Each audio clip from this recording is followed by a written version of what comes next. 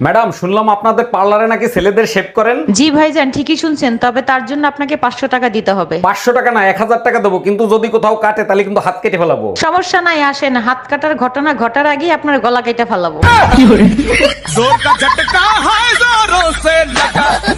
ধরেন ভাবি, আপনি আমার বউ। ধরা তো দূরের কথা, এক বাপের বেটা হস্ত ছুঁয়ে দেখ। আরে ভাবি, আপনি তো উত্তেজিত হয়ে যাচ্ছেন, আপনাকে ধরতে বলছি। বললাম তো ছুঁয়ে দেখ, কাইটটা টুকরা টুকরা কইরা গাঙ্গের পানিতে ভাসাই দিমু।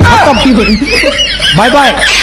শেষবারের মতো বলতেছি, পুজোর মার্কেট করতে নিয়ে যাবা কি না? দেখো, আমি অসুরের বংশধর, আমাকে দ্বারা পুজোর মার্কেট হবে না। অসুর কি করে বধ করতে হয় তা খুব ভালো করে জানি। সেই দৈব শক্তি তোমাদের নাই যে অসুর বধ করবা। দৈব শক্তি লাগে না, খুন্তি আর পুতাই যথেষ্ট। মামুন, তোমাকে ডাকি, তুমি শোনো না, তাড়াতাড়ি খাবার খেতে এসো। দেখো, আমি তোমার স্বামী, আমার নাম ধরে ডাকবা না, তাতে তোমার গুনাহ হবে। আচ্ছা ঠিক আছে। ও ভাই, তুই আমার নাম ধরেই ডাকিস। এই কি হয়েছে তোমার? আর বইলো না, শরীরটা অনেক দুর্বল, একদমই নড়াচড়া করতে পারছি না। প্লিজ ভাতগুলো নিয়ে খাও না। আমি আরো তাড়াতাড়ি অফিস থেকে আসলাম, তোমার ঈদের মার্কেট করতে নিয়ে যাবো। আরে কি বলো, আমি তো মজা করতেছিলাম। আমিও মজা করতেছিলাম, ভাব দে। আমার রানী একা একা কি করে? আচ্ছা, তুমি আমাকে রানী বলে ডাকো কেন? চাকরানী নামটা অনেক বড় তো, তাই ছোট করে রানী বলে ডাকি। ওরে আমার জানো, অনেক বুদ্ধি তোমার। আচ্ছা, তুমি আমাকে জানু বলে কেন ডাকো? জানোয়ার নামটা অনেক বড় তো, তাই। কি গো, আমাকে 1000 টাকা দাও না। টাকা নিয়ে কি করবে? পুজো আসছে সামনে, এক জায়গায় যাব। আরে এত ঘুরিয়ে বলছো কেন? সোজা কথায় বলো না, মুখে সার্ভিস সেন্টারে যাবে। লাগবে না তোমার টাকা।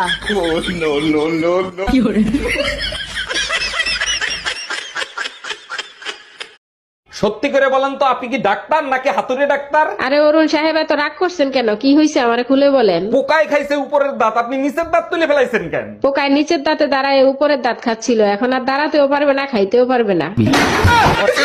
ডাক্তার, জলদি কিছু করেন, আমারে কুত্তায় কামড়াইছে। সর্বনাশ হয়েছে, আশ্বিন মাসে কুত্তা কামড়াইলে রোগী বাঁচানো দেয়। এগুলো কি বলেন ডাক্তার? তাইলে কি বাঁচার কোনো উপায় নাই? দেখেন, শেষ পর্যন্ত চেষ্টা করব। এখন যান, প্রেগন্যান্সি টেস্ট করে আসেন। বিয়ের দিন আমার বাবা তোমার হাতে 10,000 টাকা দিয়ে কানে কানে কি বলছিল গো? আর সে এক হেভি সুন্দর কথা। শুনি বলো। আবার রাগ টাগ করে না জানো? না না, তোমার বাবা 10,000 টাকা আমার হাতে দিয়ে বলেছিল কি এরকম বান্ডিল আরো পাবি, কিন্তু মেয়ে যেন ফেরত না। কি বললে তুমি?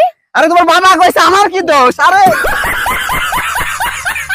মিসেস ঝামেলা বেগম অঙ্কের শিক্ষিকার ইন্টারভিউ দিতে আসছেন। জি স্যার, অঙ্কের শিক্ষিকা। আচ্ছা, ধরেন আপনার বয়স 10 বছর, আপনার ছোট বোনের বয়স আপনার থেকে অর্ধেক। 30 বছর পর আপনার বোনের বয়স কত হবে? 15 বছর। 2020 সালে পাশ করছিলেন? জি স্যার, করোনা পাস। ভাবি, আপনি কি খুব ব্যস্ত?